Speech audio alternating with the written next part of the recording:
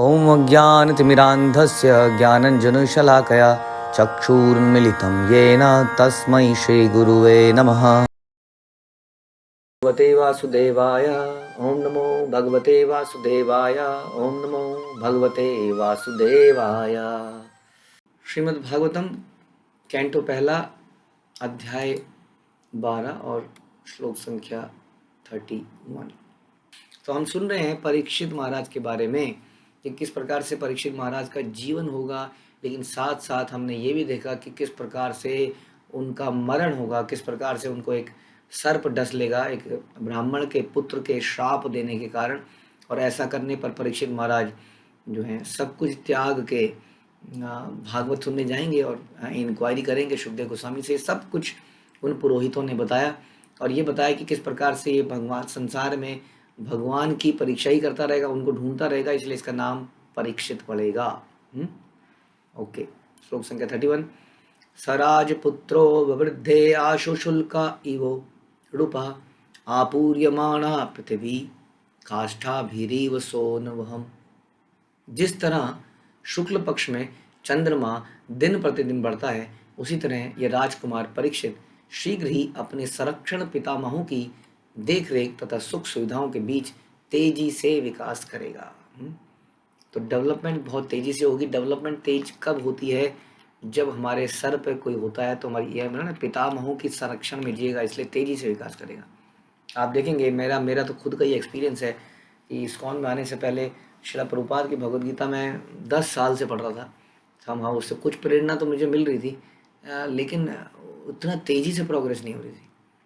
और जब मैं आया तो with in few days, with in एक मंथ के अंदर इतना परिवर्तन आया, इतने चेंजेस आए, इतनी चीज़ों की क्लैरिटी मिली। तो जब हमारे सर पे कोई होता है तो हमारा विकास तेज़ी से होता है। उससे पहले हम बहुत हाथ पैर मारते रहते हैं। उसी तरह से यदि आपने पढ़ा होगा, आजकल तो ट्यूशन से लगती हैं। हमारे ज़माने में ट्यूशन्स का इतना था नहीं और आर्थिक स्थिति भी ऐसी नहीं होती थी कि हम ट्यूशन्स पढ़ें। तो किसी प्रकार से स्कूल में अगर कोई चीज़ समझ नहीं आई तो हमें आज भी याद है, हम घंटों तक उन प्रश्नों में लगे रहते थे। और बहुत समय बीत जाता था इसी प्रोसेस में कि क्या बताया गया था। बड़ी देर में कभी कभार कुछ समझ में आता था। तो कोई अगर एग्जैक्टली गाइड करने वाला नहीं है तो हमारी प्रोग्रेस बड़ी स्लो हो जाती है। इसलिए कहते हैं कि भक्ति में यदि हमें आगे बढ़ना है, it is kind of mandatory कि हमारे सर पर कोई हो। ये बहुत महत्वपूर्ण है। कई बार हमें लगता है सब कुछ समझ में तो आ रहा है।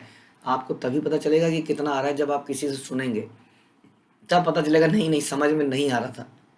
ऐसा हमें लगता है कि सब समझ में आ रहा है, लेकिन जब दूसरे एंगल से सुनते हैं किसी भक्त के एंगल से, तब समझ में आता है कि ओहो, ये सब बातें भी थी, ये तो मैंने कभी सोचा ही नहीं था। तो ये बड़ी तेज़ी से हमारी डेवलपमेंट होती है।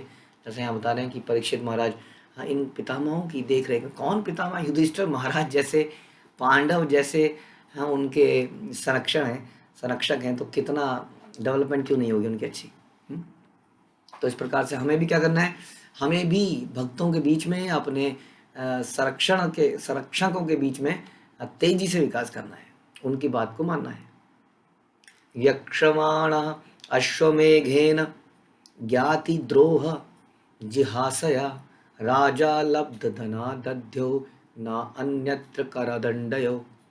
इसी समय राजा युधिष्ठिर स्वजनों से युद्ध करने के कारण किए गए पापों से मुक्ति पाने के लिए अश्वमेघ यज्ञ करने पर विचार कर रहे थे। तो आपने सुना था कि किस प्रकार से बहुत याद, राजा युधिष्ठिर के हृदय में ऐसा था कि उसने बहुत पाप कर दिए हैं। ये युद्ध हुआ, युद्ध में कई लोग मारे गए और उसमें उनके जिम्मेदार थे। हालांकि बाद में हमने सुना था किस प्रकार भीष्म पितामह ने उनको बताया कि सब जो है योजना है परमात्मा की, कृष्ण की योजना है, तुमने उस योजना को एज इट इज़ एग्जीक्यूट किया, कृष्ण की इच्छा को। इसलिए कृष्ण की इच्छा को यदि हम एग्जीक्यूट करते हैं तो उसमें पाप नहीं लगता है, जैसा हम गीता में सुनते हैं। जो यज्ञ नहीं करता है पाप तो उसको लगता है। यज्ञ क्या है? कृष्ण की प्रसन्नता के लिए कार्य करना। तो कृष्ण की प्रसन्नता के लिए यदि अर्जुन ने, युधिष्ठिर ने वध किए तो वध भी पाप नहीं है। लेकिन फिर भी भक्त लोग हमेशा भगवान की प्रसन्नता के लिए कुछ करने का बहाना ही ढूंढते हैं। भक्त लोग इसलिए यज्ञ इसलिए नहीं करते कि उनके पाप कर्म, जैसे हम लोग यज्ञ क्या है? हरिनाम संकीर्तन। हम लोग देखते हैं कि अक्सर हमारे घरों में हरिनाम संकीर्तन हो रहे हैं। किसी का जन्म हो रहा है तो हरिनाम संकीर्तन हो रहा है, किसी की एनिवर्सरी है, किसी का जन्मदिन है तो हरिनाम संकीर्तन हो रहे हैं, प्रसाद बट रहा है। यज्ञ हो रहे हैं, लेकिन उस पर का पर्पज थोड़ी कि पाप खत्म हो जाए है। लेकिन ऐसा समाज में एक प्रचलन है, उसको किया जाता है। लेकिन वास्तव में भक्त तो इसलिए करते हैं क्योंकि उससे वो प्रचार करते हैं भगवान के नाम का। भगवान की प्रसन्नता के लिए संकीर्तन किए जाते हैं। तो इस प्रकार से वहाँ पर अश्वमेध यज्ञ करने का विचार किया गया। लेकिन उन्हें कुछ धन प्राप्त करने की चिंता सवार थी, क्योंकि लगान और जुर्माने से एकत्र कोष के अतिरिक्त कोई धन संग्रह नहीं था। सोचिए, एक राजा के पास धन संग्रह नहीं होने का क्या कारण हो सकता है? कारण ये नहीं कि वसूली नहीं हो रही थी, वसूली हो रही थी, लेकिन वो इतना सब कुछ लगा दिया जा रहा था। जो वसूली होती थी, जैसे कि बादल जितना भी पानी समुद्र से भाप बना के उड़ा लेते हैं, उतना ही बारिश बना के गिरा देते हैं। तो इसलिए उसी तरह से जो एक दिव्य पुरुष होता है, वो जितना उसको मिलता है वो उतना ही भगवान की सेवा में लगा देता है, वो अपने पास कुछ नहीं रखता। तो युधिष्ठिर महाराज के पीछे भी आपने एग्जाम्पल देखे थे, उनका राज्य कैसा था। उसी तरह से हमारे जीवन में भी भगवान ने हमें बहुत कुछ दिया है। वो इसलिए नहीं दिया है कि हम उसके ऊपर अधिकार जमा के बैठ जाएं। वास्तव में यदि हमने उसको भगवान की सेवा के लिए नहीं इस्तेमाल किया तो हम कृपण कहलाएंगे, कंजूस। रियल कंजूस कौन है? रियल कंजूस वो है जो उस धन को, बुद्धि को, समय को भगवान की सेवा में नहीं लगाता, अपनी वाणी को भगवान की सेवा में नहीं लगाता। लेकिन उसको वो कंजूस है क्योंकि उसने उसका सही यूज़ नहीं किया। जिस पर्पज़ के लिए वो बनाई गई थी, उस पर्पज़ के लिए, जैसे हम कहते हैं कि घी बनाया जाता है रोटियों में लगाने के लिए, खाने के लिए, कोई घी के डब्बे को बंद कर दे और उसके बाहर से ही रोटी चपोड़ता रहे तो उसको कंजूस कहा जाता है, क्योंकि वो उसका असली पर्पज़ नहीं यूज़ कर रहा है ना। या कोई जिसको हीरा मिला, हम कहते हैं अक्सर, तो किसी हीरा मिला, उसने माली ने सोचा ये तो बड़ी पैनी वस्तु है, बड़ी कठोर वस्तु है, धातु है, इससे तो मेरी खुरपी तेज हो जाएगी, मैं गुड़ाई अच्छे से कर पाऊंगा, उसको भी हम कृपण कहते हैं। उसी तरह वो मनुष्य कृपण कहलाता है जो इस देह का सही इस्तेमाल नहीं करता है। तो इसलिए राजा युधिष्ठिर को जो भी प्राप्त था वो भक्तों की सेवा में, भगवान की सेवा में लगा दिया था। इसलिए इस अश्वमेध यज्ञ को करने के लिए धन नहीं था। लेकिन फिर भी भक्तों की कभी धन की कमी नहीं रहती, भगवान भक्तों की हर आवश्यकता को पूरा कर देते हैं। ध्यान रखिए, हम यदि किसी की मदद कर रहे हैं तो हमारा योगदान जा रहा है, यदि नहीं करेंगे तो भी वो काम पूरा होगा। इस प्रकार से शिला प्रभुपाद का ये मिशन जो संसार में फैला, 40 रुपये से पता नहीं 4,000 करोड़ या what ever is the amount, I don't know कितनी इस्कॉन की प्रॉपर्टीज़ होंगी आज की डेट में जो संसार की सेवा में लगी हैं हर तरफ। ये इतना बड़ा चेंज, इतना बड़ा कैसे आया? ये भगवान की प्रसन्नता के लिए। जिन जिन लोगों ने उस वक्त मदद करी, ये उनकी मदद से नहीं आए तो होना ही था, लेकिन कई लोगों ने मदद कर दी तो वो एक तरह से उनको उसकी स्वीकृति मिल गई। तो हमें यही सोचना चाहिए कैसे हम अपनी वस्तुओं को भगवान की सेवा में लगाएं, नहीं तो अदरवाइज तो काम होगा ही। तो यहाँ पर राजा युधिष्ठिर थोड़े चिंतित होते, लेकिन हमने देखा कैसे उनकी सारी चिंता दूर हो जाएगी और सारा धन उन्हें मिल जाएगा। राजा की हार्दिक इच्छाओं को जानकर उनके भाइयों ने अच्युत भगवान कृष्ण की प्रेरणा के अनुसार, देखो कृष्णा इज गाइडिंग देम, जब कृष्ण ही गाइड करेंगे, ही मैं कह रहा था, तो कैसे कमी रहेगी? भगवान ने बताया कि धन कहाँ मिलेगा तुम्हें। तो उत्तर दिशा में राजा मरुत द्वारा छोड़ा गया धन, प्रचुर धन एकत्र किया गया। वहां से सारे भाई धन लेके आए। ऐसा हम सुनते हैं कि हिमालय के पर्वत के वहां पर, ये पूरी कहानी है किस प्रकार वो यज्ञ के द्वारा वो धन वहीं पर बचा रह गया।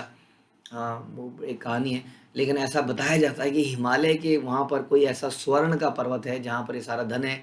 और ऐसा हम सुनते हैं कि कई लोग उस पर्वत को ढूंढने का प्रयास कर रहे हैं और ढूंढते ढूंढते पूरी लाइफ में वो मर भी जाते हैं उसी प्रोसेस में, न जाने क्या होगा उसको प्राप्त करके।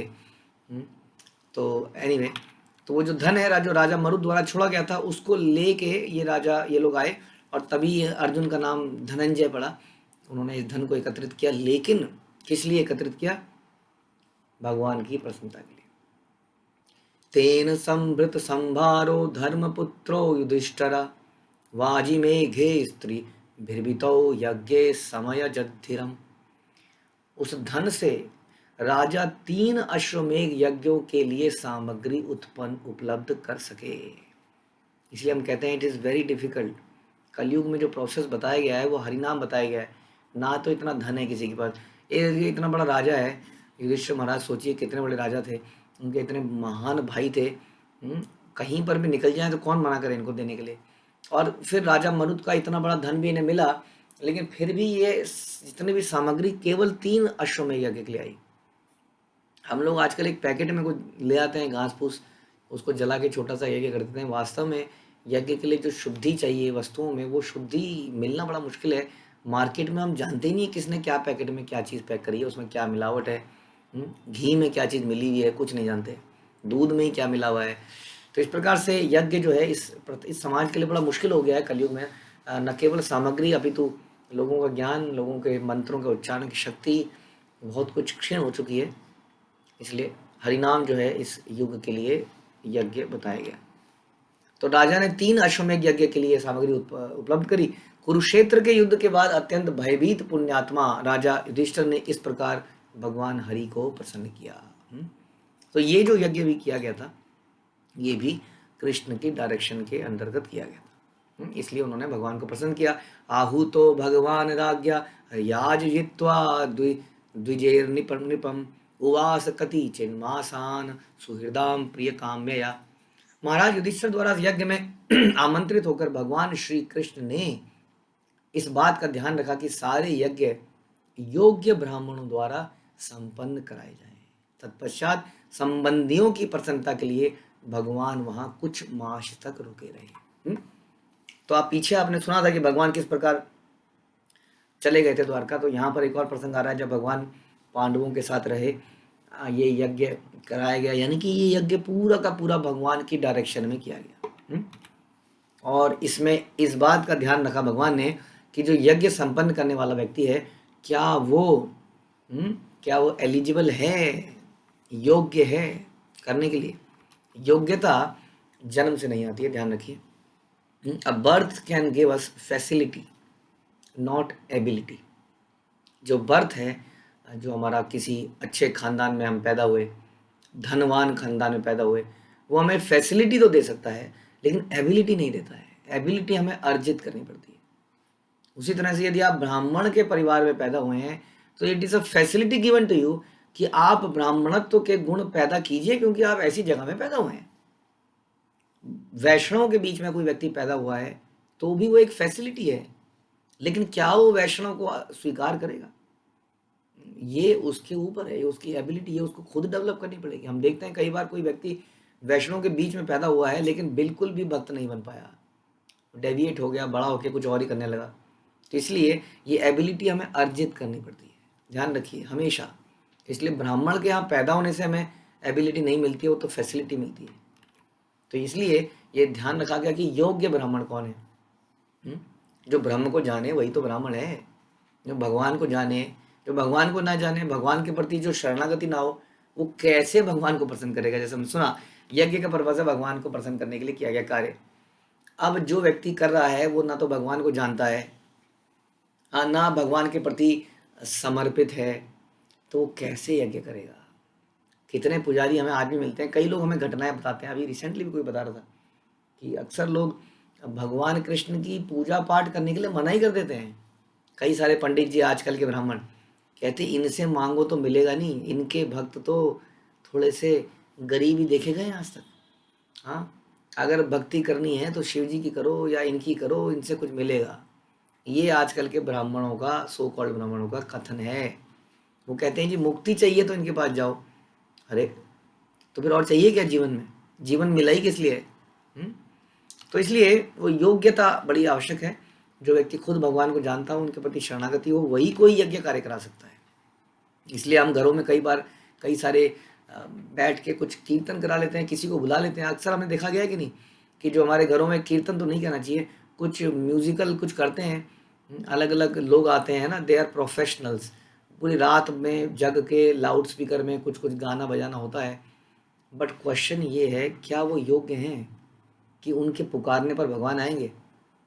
या कोई देवी देवता आएगा, चलो भगवान का तो छोड़िए, कोई देवी देवता भी उनके पुकारने पे आएगा। क्या आपने ये देखा कि वो उस देवी के लिए या उस देवता के लिए शरणागति है? ये क्वेश्चन है पहले, है क्या वो शरणागति? क्या उस देवी के लिए वो टोटली सब कुछ न्यौछावर करने वाले हैं? छोड़ दीजिए भगवान की बात, क्या वो उस देवता विशेष के लिए टोटली शरणागत हैं? तो कैसे उनके बोलने पर वो देवता वहाँ प्रकट हो जाएगा, कैसे हो जाएगा? जब देवता को वो प्यारा ही नहीं है। इसलिए योग्यता बड़ी आवश्यकता है। लेकिन हम लोग आजकल हर चीज़ को रिचुअल बना दिया है, किसी तरह से कुछ अपशगुन टल जाए, इसीलिए हम सब कराते हैं। तो इसलिए यहाँ भगवान ने ध्यान रखा कि केवल वही ब्राह्मण आए जो टोटली भगवान को शरणागति हैं। उसके पश्चात संबंधियों की प्रसन्नता के लिए भगवान वहाँ पर कुछ मास तक रुके रहे। ततो राज्ञाभ्य नुज्ञातः कृष्णया सह बन्धुभिः ययो द्वारवतीं ब्रह्मन् सार्जुनो यदुभीर्वतः। हे शौनक, उसके बाद तत्पश्चात भगवान ने राजा युधिष्ठिर, द्रौपदी तथा अन्य संबंधियों से विदा लेकर अर्जुन तथा यदुवंश के अन्य सदस्यों के साथ द्वारका नगरी के लिए प्रस्थान किया। तो यहाँ पर भगवान के साथ कौन गए? अर्जुन भी भगवान के साथ में द्वारका जाते हैं। जैसे हम बोलते हैं कि ददाती प्रतिगणाति गुह्यम मख्याति पृच्छति भुंजते भोगते। भक्तों के घर में जाना और भक्तों का हमारे घर में आना, अगर हमारे जीवन में ये नहीं है तो हमारी भक्ति में एक बहुत बड़ी कमी रह जाएगी। तो कोशिश करनी चाहिए। क्या करें, कई लोग बड़े डिस्टेंस में रहते हैं, कहीं जगह जहाँ आसपास कोई भक्त नहीं है, तो क्या करें? हाँ, कोशिश करनी चाहिए कि हम किसी तरह से मिलने जाएं, मिलना जुलना करते रहें। और यदि आसपास कोई मिलने जुलने की ऑप्शन भी नहीं है तो कोशिश करनी चाहिए कैसे भक्तों को बढ़ाया जाए। हमने देखा कई लोगों ने अपने घरों के आसपास ये जूम का आईडी लोगों को दिया और उनके घर के आसपास के कई लोग जुड़ गए। ऐसा तो हमारे पास लाइव एग्जांपल है।